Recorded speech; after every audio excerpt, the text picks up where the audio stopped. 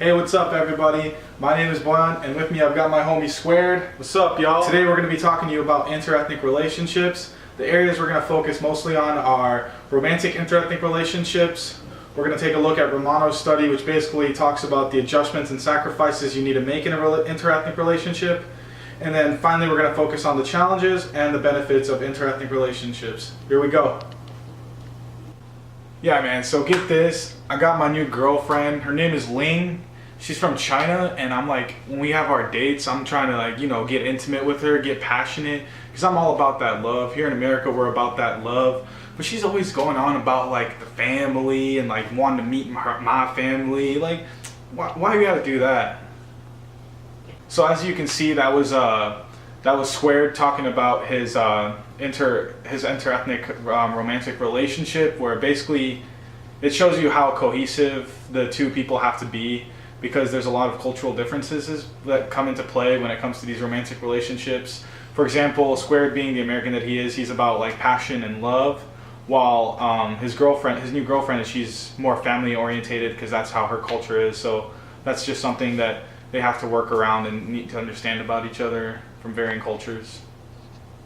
So when I wanted to talk to my parents about me dating someone who was not from here, I thought they were going to be against it, because I mean they're kind of old school, but then they were actually totally open to it because they have a lot of different cultured friends, and I realized that because they grew up with people of different cultures and were friends with them, they were a lot more open to it, and that was just really awesome because they were a lot more open-minded than like your regular parents would be. So in that skit, I demonstrated how your parents play a big role on whether an interethnic relationship will work out, and even more so, who they interact with. So if your parents actually have like a circle of people who are a little more diverse, you often end up dating interethnically a lot more than you would if they didn't.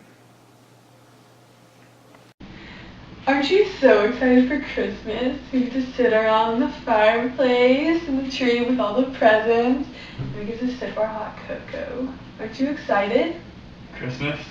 Yeah, Christmas. You mean Hanukkah? No, Christmas. Yeah, Hanukkah is how we celebrate in our Jewish culture. We have a menorah that lasts 8 days, and we give small gifts each day after we light our candle. Oh, I don't know how I feel about that. Okay. In this last scene, you saw a perfect example of some of the challenges intercultural relationships go through every day, and a major one is holidays and how they celebrate it. In these next few scenes, you'll be seeing the different styles of how intercultural relationships go about with celebrating and negotiating their relationship. So what are we gonna do for the holidays if we both celebrate different things? Like, we can't just celebrate both, we have to pick one. Well, I think we should celebrate Hanukkah. Why? Because you get a present every night for 8 days, and then you sit around and play games like dreidel, where you can play with candy and win stuff. Okay, I guess I could do that. In this scene, you saw submission style. Submission style is where one partner gives up their culture in order to make the other partner happy. So in this scene, I gave up Christmas in order to make my partner happy by celebrating Hanukkah. So how are we going to celebrate Christmas? Or are we going to do both? Well, why don't we do both? And we can have the Christmas tree, and we can have a menorah in the windowsill. And after we light the menorah, we can do the small gifts that night, and on Christmas we can do the big gifts that you like to do. Can we still play the games? Yeah, we can still play games. Okay, so we can like mix our holidays. Yeah.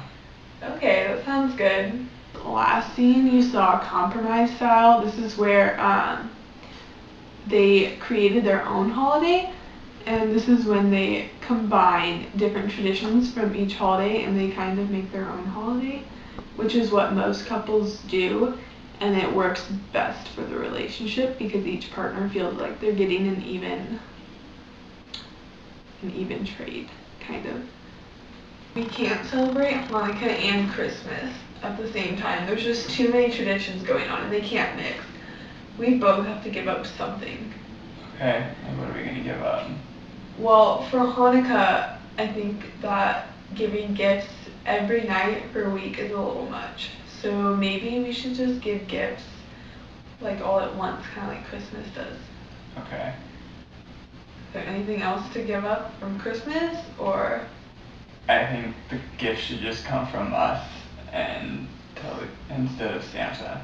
So there really is no Santa? Yeah. Okay, I can deal with that, I guess. You saw was consensus style. This is where the partners both realize that they can't celebrate all the traditions in one because they're two different holidays. So they decide to let go of certain traditions and add in other traditions to their holidays.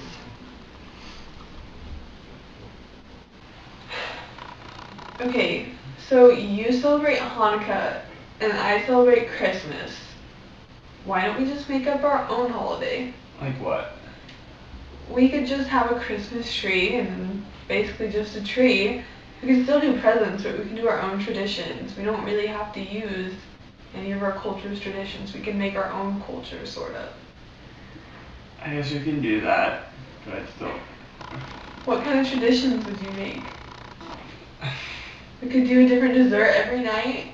Yeah. Yeah?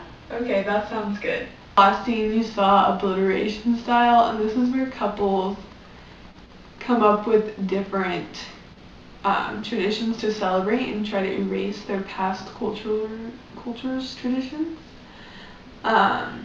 Isn't seen very much just because habits don't really go away, but this does happen in some cases. All right, y'all. So basically, I got my first date with my new girlfriend tonight. I really don't know what to expect because she's European and all. So I know they eat like snails and stuff over there. I don't know what to expect, and I know Nazis are from there, so I'm just kind of scared, you know. And I just got anxiety because I'm not sure how I'm gonna handle that, man.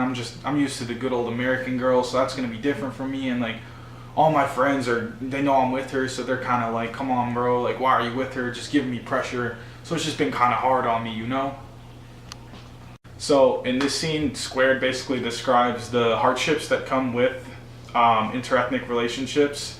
Basically the challenges that he has to overcome having a romantic partner of another ethnicity or race even. Because some of the things he has to overcome are obviously stereotyping. He has stereotypes about what kind of person she is and what she does and what her people do, and then he also has the anxiety of the unknown, basically what's going to come at him. And then on top of that, he has the pressure of his peers who are kind of questioning his motives and why he's doing what he's doing, because it's kind of sometimes can be frowned upon. So I have this new girlfriend and her name's Francesca. She's European, and it's just been really great for me because she's taught me so much about European culture. I mean, if you laid me over there right now, I would know my way around most of Western Europe, the Mediterranean area. And it's just been great because I didn't know any of this before. On top of that, I also learned that they're really not that different from us, the Europeans. They do not eat like the weird foods that we think. They eat the same stuff. They celebrate the same holidays. They act the same as us in just about everything. So it just changed a lot of my perspective. And it's just been awesome because I'm gaining new skills. I'm learning how to speak French, and I mean, I feel like that's a great skill to have because I'm planning on going over there a lot, and I cannot be just a tourist. I'm going to learn how to speak and know it. So that right there was the benefits of interethnic relationships, because let's say you have a European girlfriend, for example, like I did in the skit there. You for one will gain new knowledge about where they're from. You'll learn about their culture. You're gonna break stereotypes. Any kind of bad feelings you've had before can often be broken because you get to know that they're really not that different from you. And on top of that, you will gain skills and become basically a better person. You can learn their language, you can learn good things about their culture, and even erase bad habits that you have that you've gained from your culture.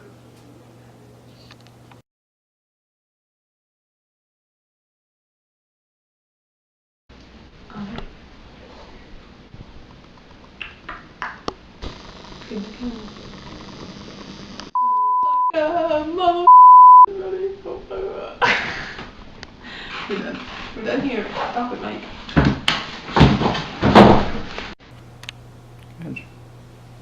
3, 2, 1, go.